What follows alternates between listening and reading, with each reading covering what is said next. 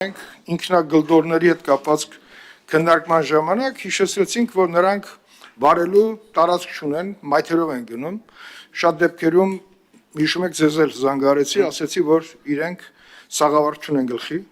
բան չունեն, դա էլի վտանգ է, բայց ավելին, հիմա վերջերս արդեն 2 հոգով են գնում, կարող է երրորդն ըստի մեկի ուսերին,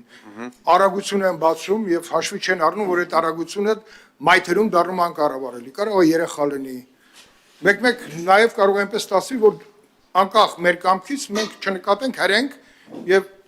նման պարագայում իրենք նաև կյանք կարան կորցնեն։ Այս հարցը խստացնելու հնարավորություն ունենք թե չունենք։ Պարոն Քոչարյան, ինքնագլդորների հետ կապված դաշտը մինչև մի քանի տարի առաջ ընդհանրապես կարգավորված չէր, որևէ կարգավորում այս առումով չկա, հենց ներքին գործերի նախարարությունն էր հեղինակել մի փաթեթ, որը ընդունվել է խորհրդարանի կողմից, որտեղ սահմանվել են, ասենք, այն գոտիները, որոնցով կարող են երթևեկել ինքնագլդորները, առավելագույն արագությունները, ասենք տարիքային շեմը,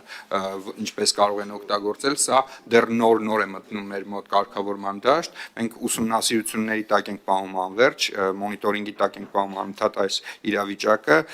եւ կներկայացնենք նաեւ հավելյալ փոփոխություններ։ Շնորհակալություն։